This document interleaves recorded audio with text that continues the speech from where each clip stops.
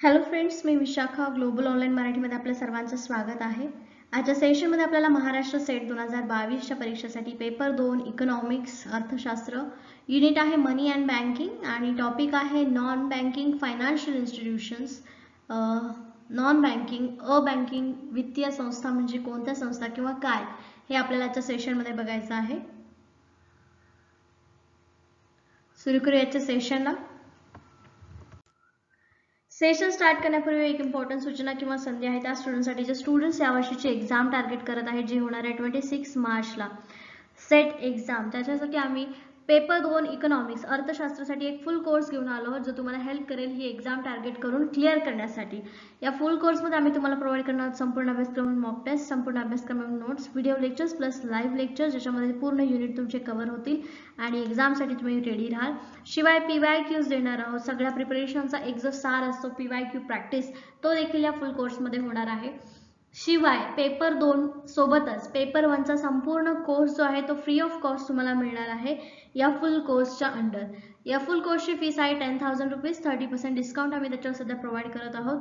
After discount त्याची fees होती 7,000 rupees आणि इकडे दिलेला व्हॉट्सअप नंबर जे तुम्ही मेसेज केल्यावर लगेचच कोर्सला जॉईन होऊ शकता किंवा प्ले स्टोरवरून ग्लोबल ऑनलाईन नावाचा ॲप डाउनलोड करून लगेचच कोर्सला जॉईन होऊ शकता.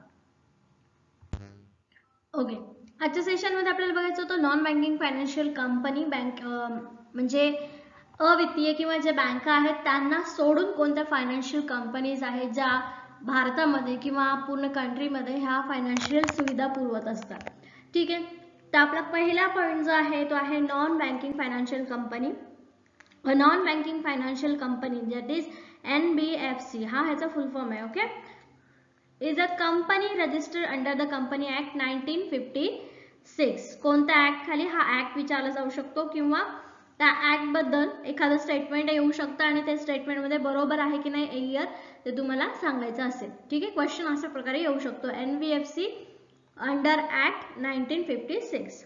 It is engaged in business of loans and advances, acquisitions of stocks, bonds, debentures issued by the government or local authority.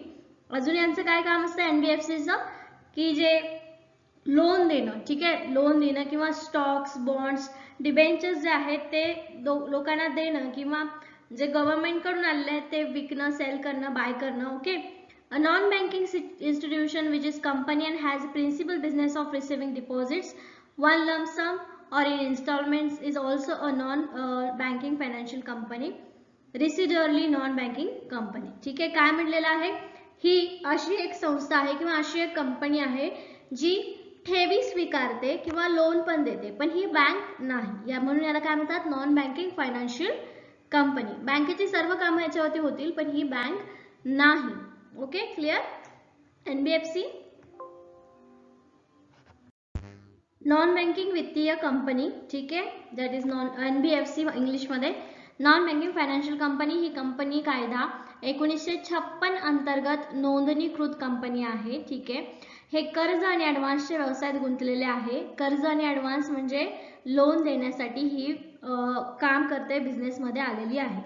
सरकार किंवा स्थानिक प्राधिकरणाद्वारे जारी केलेले स्टॉक, बॉन्ड्स, डिबेंचर्स, अधिग्रहण यांचं काय करायचं असतं, लोन देणं किंवा ते खरेदी करणं, विक्री करणं हे करतात. ठीक आहे, एक नॉन बँकिंग संस्थाची एक कंपनी आहे जी एक रकमी किंवा हप्त्यामध्ये ठेवी प्राप्त करण्याचा मुख्य व्यवसाय आहे. ती देखील एक नॉन बँकिंग वित्तीय कंपनी आहे. ठीक आहे, म्हणजे काय, ठेवी प्राप्त करणं आणि लोन देणं हे कोणाचं काम आहे, बँकेचं काम आहे. कोणत्या, कमर्शियल बँकेचं. Right,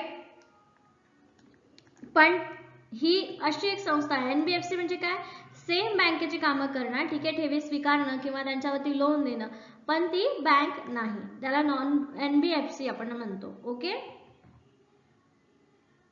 categorisation of non banking financial company. Non banking financial company NBFC तर माहिती आहे पण यांचं कॅटेगरायझेशन होतं वेगवेगळ्या टाईपमध्ये. ह्या बँकिंग संस्था ज्या आहेत, बँकिंग कंपन्या ज्या आहेत त्यांना वेगवेगळ्या कॅटेगरीमध्ये टाकलं जातं. तर कोणत्या कोणत्या त्या कॅटेगरीज आहेत. फर्स्ट बघा, in terms of type of liabilities into deposit and non deposit excepting NBFCs. म्हणजे पहिला टाइप जो येईल ज्याच्यामध्ये डिपॉझिट म्हणजे ठेवी स्वीकारणं किंवा न स्वीकारणं, ठेवी न स्वीकारणं याच्या कॅटेगरी मधली ही NBFC असेल. दुसरी जी असणार आहे non deposit taking NBFC by their size into systematically important and other non deposit holding companies NBFC, NDSI and ND non deposit. Okay, हे दुसरी कॅटेगरी काय सांगते की याच्यामध्ये डिपॉझिट न स्वीकारणाऱ्या संस्था असतील. ठीक आहे. आणि थर्ड टाइप जो असेल तो असेल by the kind of activity they conduct, कोणत्या प्रकारची ऍक्टिव्हिटी ते करत आहेत त्याच्यावरती डिपेंडंट ती एनबीएफसी असेल, ती फायनान्शियल कंपनी असेल जी इथे काय करणार आहे, कार्यरत असणार आहे. ओके, नॉन बघा मराठीमध्ये एनबीएफसीज मध्ये ठेवी आणि नॉन डिपॉझिट स्वीकारणाऱ्या दायित्वानुसार प्रकार पडतात. त्याच्यानंतर एनबीएफसीला त्याच्या आकडेवारीनुसार नॉन डिपॉझिट घेणे पद्धतशीर महत्त्वाच्या आणि इतर नॉन डिपॉझिट होल्डिंग्स कंपन्या किती ठेवी ठेवतात किंवा नाही ठेवत याच्यावरून सुद्धा प्रकार पडतात. आणि लास्ट प्रकार जो आहे किंवा कॅटेगरायझेशन जे आहे ते याच्यावरती आहे की ते कामं कुठली कुठली करतात. ठीक आहे, कुठल्या कुठल्या प्रकारचे कामं करतात, जसं की लोन देणं, ठेवी स्वीकारणं हे तर काम आहे. काही ठिकाणी करतात फक्त पर्सनल लोन, काही ठिकाणी होम लोन करतात. ठीक आहे, काही ठिकाणी स्टॉक अँड बॉन्ड एक्सचेंज करतात. ठीक आहे, फक्त करन्सी एक्सचेंज वाले एनबीएफसीज हे काय आहेत, वेगवेगळे प्रकार आहेत. त्यांच्या कामावरून त्यांचे प्रकार कॅटेगराईज पडत असतात. तर ह्या 3 कॅटेगरीज आहेत कशाच्या, आपल्या एनबीएफसीच्या. Okay, clear. नाव types of non banking financial company, वेगवेगळे प्रकार आपण 3 कॅटेगरीमध्ये पडतात नॉन बँकिंग फायनान्शियल कंपनी हे बघितलं. आता टाइप्स कोणते कोणते आहेत त्यांचे. फर्स्ट आहे asset finance company, that is AFC. काय आहे asset finance company? Principal business for this purpose is defined as aggregate of financing real physical assets, supporting economic activity and income arising therefrom is not less than 60% of its total asset and total income respectively. जे काही तुमच्याकडे income असणार आहे त्याचा 60% तुम्हाला ही company जी आहे financial company help करू शकते. ओके, तुमच्या बिझनेसमध्ये तुमचा प्रपोजल जे असेल त्याच्यातून बघू, जो पर्पज असेल त्याच्यातून बघून. ठीक आहे, हा झाला पहिला टाइप. काय करते तिथे तुम्हाला असेट्स नुसार 60% फायनान्शियल हेल्प देते. ठीक आहे, असेट फायनान्स कंपनी. दुसरी आहे investment company, that is IC. ठीक आहे, IC means any company which invest money on behalf of their clients who in return share the profit and losses. ठीक आहे, इन्व्हेस्टमेंट कंपनी पण आहे एनबीएफसी. जसं की आपण लास्ट पार्ट जो बघितला होता, लास्ट कॅटेगरी जी बघितली होती ती त्याच्या कामावरून ठरते. राईट, तर इथे बघा पहिल्या याच्यामध्ये ॲसेट्ससाठी फायनान्शियल हेल्प करणं किंवा इकॉनॉमिक सपोर्ट करण्यासाठी ॲसेट्स फायनान्स कंपनी आहे. दुसरी इन्व्हेस्टमेंट कंपनी आहे, ती काय करते की आपल्या क्लायंटच्या बिहाफवरती ती इन्व्हेस्टमेंट करते. ठीक आहे, कशामध्ये इन्व्हेस्टमेंट करायची हे ती कंपनी ठरवते आणि बदल्यामध्ये क्लायंटला ती प्रॉफिट किंवा लॉस जे काय असेल ती शेअर करते. ही पण एक फायनान्शियल म्हणजे काय आहे, शेअर्स खरेदी करणं किंवा इन्व्हेस्टमेंट करणं ही पण एक प्रकारचं आपलं फायनान्शियल हेल्पच आहे किंवा फायनान्शियल कामच आहे जी एनबीएफसी करते. राईट, पण ती बँक नाही आहे. ओके, थर्ड पार्ट आहे किंवा थर्ड टाइप आहे आपला नॉन बँकिंग फायनान्शियल कंपनीचा, तो म्हणजे loan company. Loan LC means any company which is providing finance whether by making loans or advances or otherwise for any activity other than its own but does not include asset finance company. ठीक आहे, आता याच्यामध्ये asset finance कंपनीचं काम कुठलंही नसतं, पण ही loan देण्याचं काम करते. ठीक आहे, लोन काही पर्सेंटेजचा इंटरेस्ट त्याच्यावरती चार्ज केला जातो आणि त्याच्यानंतर EMIs मध्ये किंवा टर्म मध्ये हे लोन पेमेंट घेतलं जातं, लोन दिलं जातं. ही लोन कंपनी आहे. ठीक आहे, नॉन बँकिंग वित्तीय संस्थेचे प्रकार. एक आहे मालमत्ता वित्त कंपनी एएफसी. या उद्देशासाठी मुख्य व्यवस्थेची व्याख्या आर्थिक क्रियाकलापांना आधार देणाऱ्या वास्तविक भौतिक मालमत्तेचा वित्तपुरवठा करणे आणि त्यातून निर्माण होणारे उत्पन्न अनुक्रमे एकूण मालमत्ता आणि एकूण उत्पन्नाच्या 60% पेक्षा कमी नसणे किंवा नाही. ठीक आहे, म्हणजे 60% पेक्षा कमी नाही देऊ शकत, जास्त नाही देऊ शकत. गुंतवणूक कंपनी आयसी. आयसी म्हणजे कोणतीही कंपनी जी त्याच्या क्लायंटच्या वतीने पैसे गुंतवते, इन्व्हेस्टमेंट, आणि बदलात नफा किंवा तोटा जे काय होईल ते देत असते. ठीक आहे, कोण? एनबीएफसी ची गुंतवणूक कंपनी. ठीक आहे, क्लिअर. एलसी म्हणजे कोणतीही कंपनी जी कर्ज देऊन किंवा ॲडव्हान्स देऊन किंवा अन्यथा तिच्या स्वतःच्या व्यतिरिक्त इतर कोणत्याही क्रियाकलापांसाठी वित्तपुरवठा करत आहे, परंतु त्यात मालमत्ता वित्त कंपनीचा समावेश नाही. ठीक आहे, LC. हे 3 प्रकार बघितले आपण नॉन बँकिंग वित्तीय कंपनीचे. ओके, पहिले बघितलं आपण काय असेट फायनान्स कंपनी, त्याच्यानंतर बघितलं आपण लोन इन्व्हेस्टमेंट कंपनी, त्याच्यानंतर लोन कंपनी. आता आहे infrastructure finance company. It deploys at least 75% of it total assets in infrastructure loans. ठीक आहे, इन्फ्रास्ट्रक्चर बिल्ड करण्यासाठी ही कंपनी जी आहे किंवा ही NBFC आहे ती काय करते, लोन पुरवत असते 75% पर्यंत टोटल असेट्सच्या. ठीक आहे, जर टोटल असेट्स तुमचं जर 100 करोडचं झालं असेल तर तुम्हाला 75% पर्यंत इन्फ्रास्ट्रक्चरसाठी ही कंपनी जी आहे ती लोन देऊ शकते. त्यानंतर it has a minimum net on fund of ₹300 crore. काय अट आहे यांची किंवा या कंपनीची की मिनिमम तुमचं ओन फंड स्वतःचा खर्च जो आहे तो किती असला पाहिजे, 300 करोड असला पाहिजे. It has a minimum credit rating of A और इक्विव्हॅलंट. ठीक आहे, क्रेडिट रेटिंग जो असतो प्रकार त्याच्यामध्ये A नंबर तुमचा पाहिजे जेव्हा तुम्ही एखादा बिझनेस किंवा चालू करताय किंवा यांच्याकडून काही घेताय. ठीक आहे, it has a CRAR of 50%. काय आहे CRAR? It is capital to risk asset ratio. ठीक आहे, कॅपिटल वरून किती तुमची रिस्क असणार आहे याच्यामध्ये 50% फक्त गृहीत धरला जाईल. ठीक आहे, हा झाला चौथा प्रकार. आता हा पाचवा आहे इन्फ्रास्ट्रक्चर डेप्ट फंड. ठीक आहे, it can be term as infrastructure डेप्ट फंड NBFC. ठीक आहे, IDF इन्फ्रास्ट्रक्चर डेप्ट fund. NBFC is a company registered as NBFC to facilitate the flow of long-term debt into the infrastructure project. इन्फ्रास्ट्रक्चरच्या प्रोजेक्टमध्ये long term जशी जशी तुम्हाला गरज पडेल तसं तसं फायनान्स जेव्हा जेव्हा लागेल तेव्हा तेव्हा तो प्रोव्हाइड करण्याचं काम या NBFC थ्रू केलं जातं. ठीक आहे, IDF NBFC raise resources through issue of rupee or dollar denomination bond of minimum 5 years maturity. ठीक आहे, याच्यामध्ये काय होतं, रुपीज किंवा डॉलर यांच्या डॉमिनेटरवरती बॉन्ड्स तयार केले जातात कमीत कमी 5 वर्षाचे. ठीक आहे, only infrastructure finance companies can sponsor IDF NBFCs. ठीक आहे, कोणत्या कंपनी, इन्फ्रास्ट्रक्चर फायनान्स कंपनी फक्त यांच्यावरती काय करू शकतात, स्पॉन्सर करू शकतात. ओके, इन्फ्रास्ट्रक्चर फायनान्स कंपनी ती त्याच्या एकूण मालमत्तेपैकी एकूण 75% पायाभूत कर्जामध्ये तैनात करते. त्यांचे किमान निव्वळ मालकीचे 300 कोटी आहेत. ठीक आहे, म्हणजे असायला पाहिजेत. त्यांचे किमान क्रेडिट A रेटिंग किंवा त्याच्या सममूल्य असले पाहिजे किंवा CRAR. ठीक आहे, क्रेडिट रिस्क असेट रेशिओ 15% आहे. त्याच्यानंतर दुसरा पार्ट पायाभूत सुविधा कर्ज निधी, याला इन्फ्रास्ट्रक्चर डेट फंड असे संबोधले जाऊ शकते. NBFC IDF NBFC ही पायाभूत सुविधा प्रकल्पांमध्ये दीर्घकालीन कर्जाचा प्रवाह सुलभ करण्यासाठी, याच्यामध्ये शॉर्ट असेल आणि याच्यामध्ये काय असेल, लॉंग असेल. ओके, NBFC म्हणून नोंदणीकृत कंपनी आहे. IDF NBFC किमान 5 वर्षाच्या मुदतीपूर्वीचे रुपया किंवा डॉलर मूल्यवान रोखे जारी करून संसाधने उभारतात. ठीक आहे, फक्त इन्फ्रास्ट्रक्चर फायनान्स कंपन्या ह्या प्रायोजित करू शकतात, स्पॉन्सर करू शकतात. Okay, get it. त्याच्यानंतर नेक्स्ट कंपनी आहे ती म्हणजे मॉर्गेज गॅरंटीड कंपनी. ठीक आहे, या काय आहेत, बँकिंग सारखीच काहीतरी कामं करतात, फायनान्शियल हेल्प करण्याची कामं करतात तुम्हाला, राईट. पण ह्या बँक नाही आहेत, राईट. लक्षात येतंय का तुमच्या काय काय कामं करू शकतात NBFCs. अजून एक काम आहे ते म्हणजे mortgage guarantee company.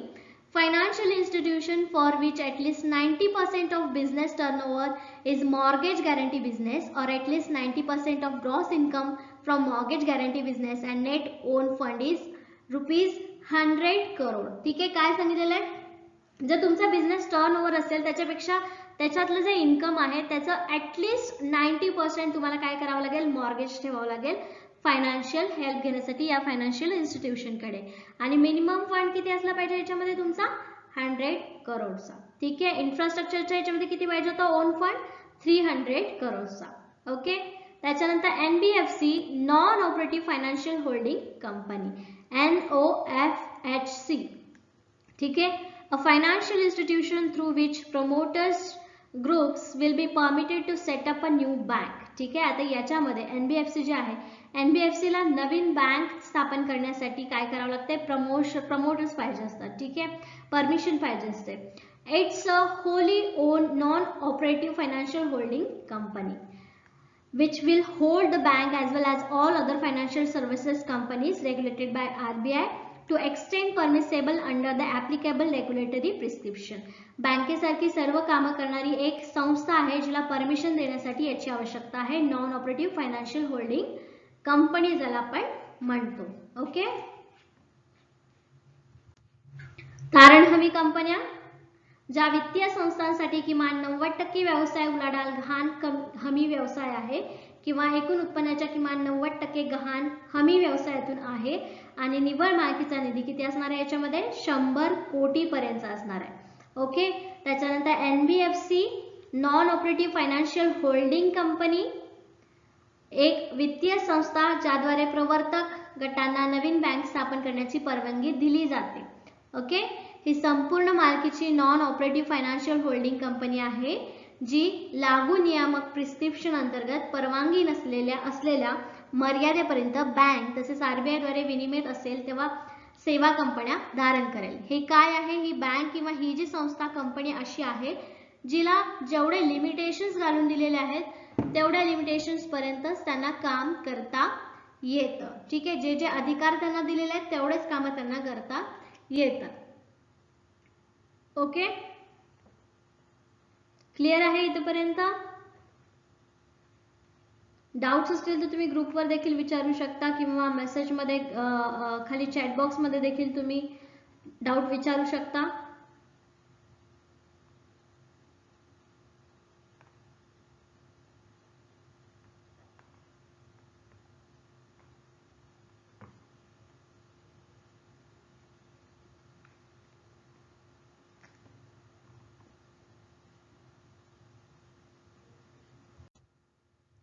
Okay.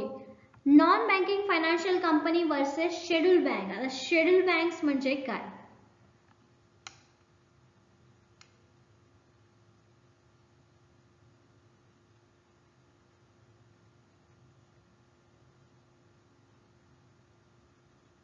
Schedule bank म्हणजे रिझर्व्ह बँकेच्या शेड्यूल लिस्टमध्ये ज्या बँकचे नाव आहेत त्यांना आपण शेड्यूल बँक्स असं म्हणतो. या Reserve Bank of India act 1934च्या सेकंड लिस्टमध्ये येतात किंवा सेकंड शेड्यूलमध्ये येतात, सेकंड परिशिष्टमध्ये येतात. ठीक आहे.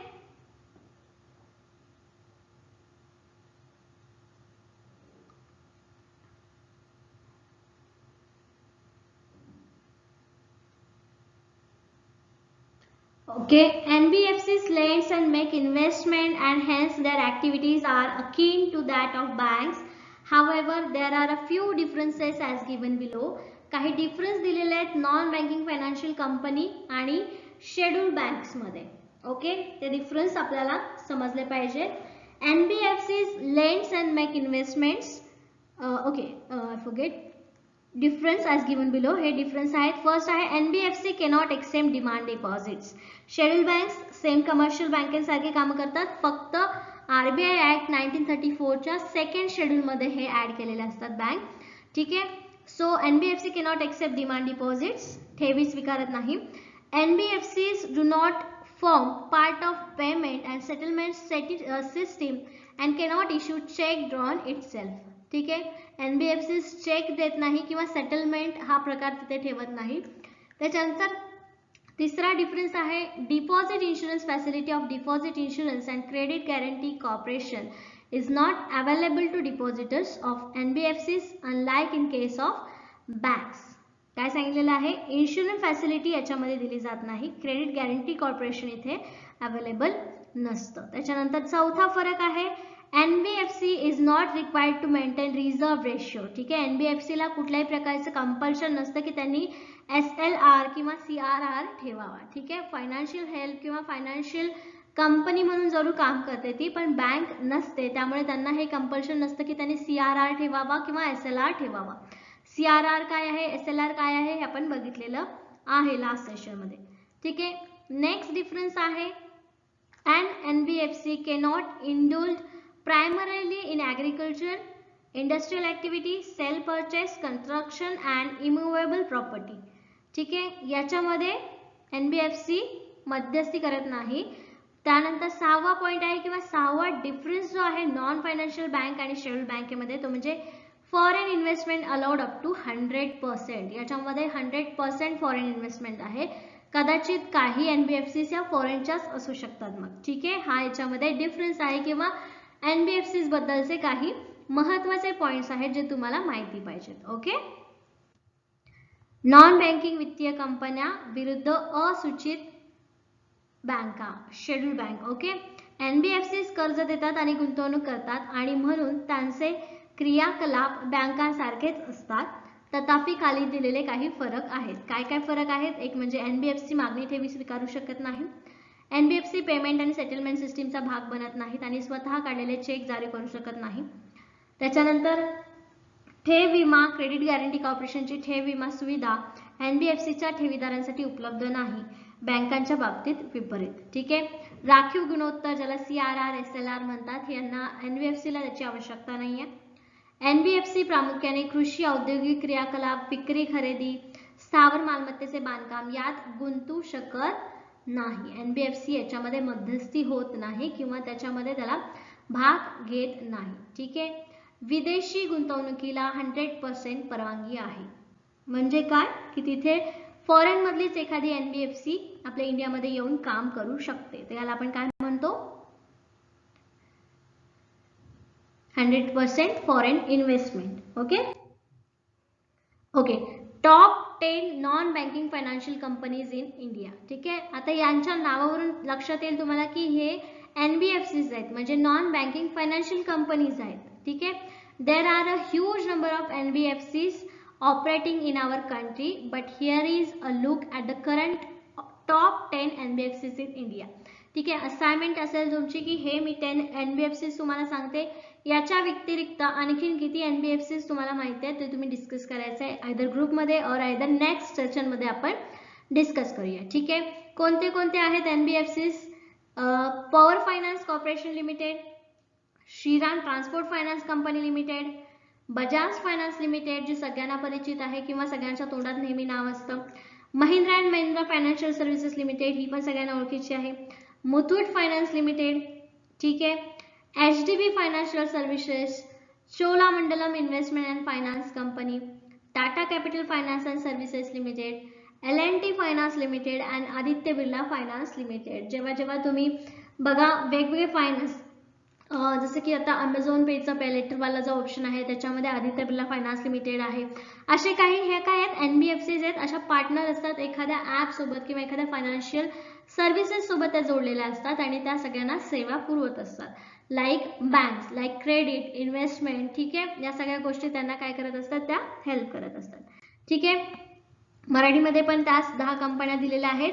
Power finance corporation limited, Shriram transport finance company limited, Bajaj finance, Mahindra and Mahindra, Muthoot finance limited, HDB आर्थिक सेवा, चोलामंडलम गुंतवणूक आणि वित्त company, Tata capital financial services limited, L&T finance limited and 10 Aditya Birla finance limited. याच्या व्यतिरिक्त ज्या काही तुम्हाला NBFCs आणखीन कुठल्या माहिती असतील तर त्या तुम्ही असाइनमेंट म्हणून अभ्यास करायचा आहे आणि मला सांगायचं आहे. ओके, त्याच्यानंतर अशा कोणत्या NBFCs आहेत ज्यांच्यामध्ये 100% फॉरेन इन्व्हेस्टमेंट आहे किंवा फॉरेनच्या NBFCs आहे जे इंडियामध्ये काम करतायत, हे पण तुम्हाला सर्च करायचं आहे. असाइनमेंट असणार आहे तुमची. ओके, सो अशा प्रकारे आपण आजचं सेशन घेतलेलं आहे. छोटा सेशन आहे कारण हा टॉपिक पण छोटा आहे. NBFCs, hope you have clear what is NBFCs. ठीक आहे,